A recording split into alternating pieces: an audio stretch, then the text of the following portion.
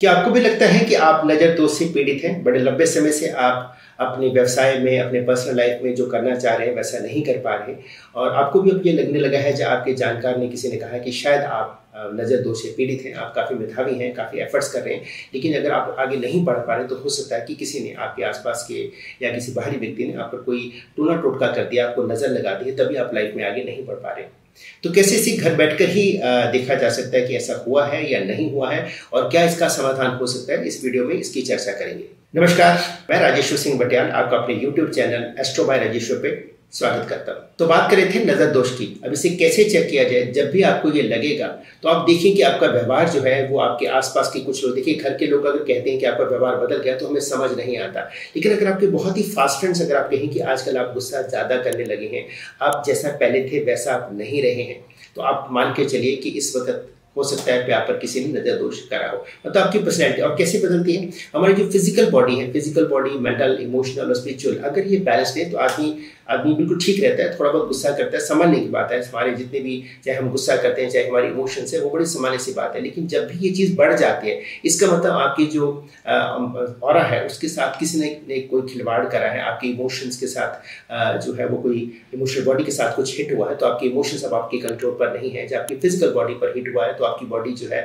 वो लगातार बीमार रह रही है, आप अपना कामकाज अच्छे से नहीं कर पाते, सब कुछ आप चेक करवाते हैं, टेस्ट करवाते हैं, आपको कुछ नहीं निकलता। तो यहाँ पर आप जब कुछ नहीं निकलता, समझिए कि राहु का दोष आप पर हो गया है।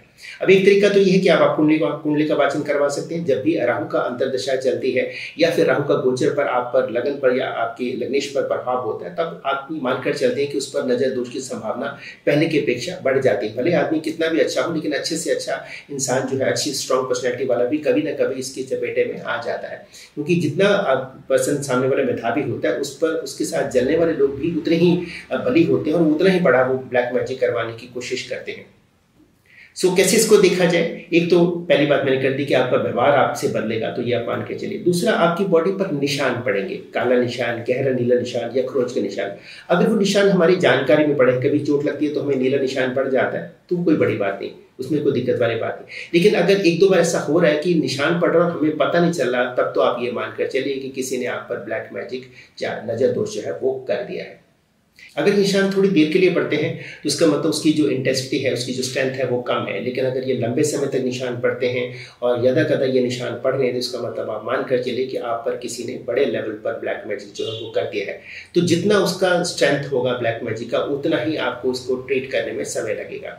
तो कैसे ट्रीट करना है? अगर आप छोटी छोटी बातों से परेशान हो रहे हैं और महीना दो में नहीं हुए हैं, 3-4 महीने हुए, इससे अधिक का समय नहीं हुआ, तो आप सिंपल ऐसा करें कि आप सेंधा नमक लें और 3 दिन जो है हफ्ते में कोशिश करें सेंधा नमक के पानी के साथ आप नहाएं। एक ही हफ्ता आपको ये करने की जरूरत पड़ेगी। आप सेंधा नमक से नहाने से पहले बकेट में आपको 1-2 चम्मच ही डालना है। आप उस नमक को अपनी हथेली में रख के कोई प्रार्थना कर सकते हैं, जिस भी इष्ट देव की आप पूजा करते हैं उनको आप प्रे कर सकते हैं, आप संकल्प ले सकते हैं और आप उसका स्नान करें। कोशिश करें कि सिर पे ना डालें, हालांकि इतने नमक वाले पानी से सिर पे कुछ नहीं होने वाला, लेकिन फिर भी लोगों के मन में ये संशय आ जाता है कि बाल कहीं सफ़ेद ना हो, तो आप सिर पर जो है वो 3 बार एंटी क्लॉकवाइज अपनी हथेली को इस तरीके से आपने घुमाना है और पीछे फेंक दीजिए।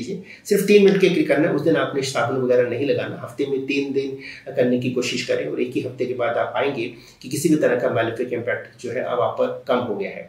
और एक और प्रिकॉशन लेना है कि आपने कोशिश करनी है कि अपने घर के शयन कक्ष में जो है वो आप किसी भी बाहरी व्यक्ति को ना लेकर जाए।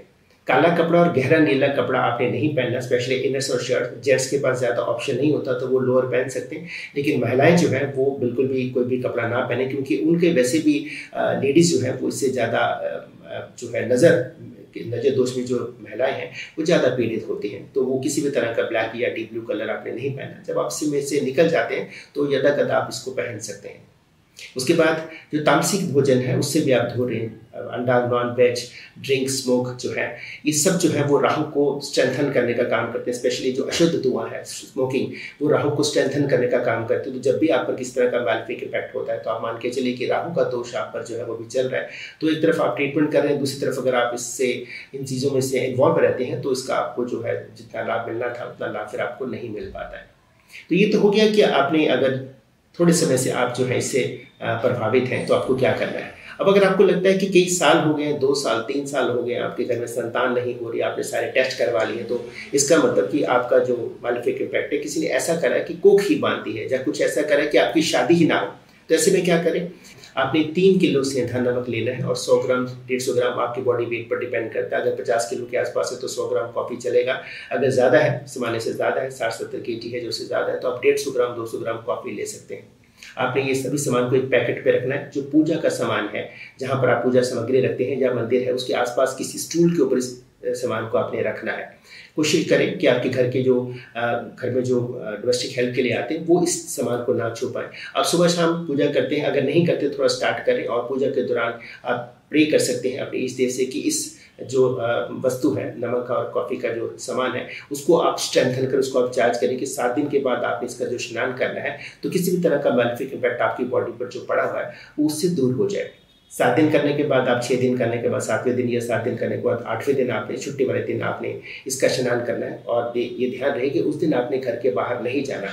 ऐसा हो सकता है कि कोई ऐसा इमरजेंसी आपको आ जाए एकदम से कि आपको घर के बाहर जाना पड़े, पर आपको घर के बाहर नहीं जाना, क्योंकि अगर आप घर के बाहर जाते हैं तो हो सकता है कि ये राहु का छल हो और कुछ आपके साथ कुछ मैलेफिक इम्पैक्ट हो जाए, कोई आपका एक्सीडेंट हो जाए, कोई दुर्घटना हो जाए। तो उस दिन आपने कोशिश करी है कि कोई भी काम आपका ना पेंडिंग हो तो छुट्टी वाले दिन आपको करना है। अगर पेंडिंग भी है तो उस काम को आपने छोड़ देना है, आपने घर पर ही रहना है।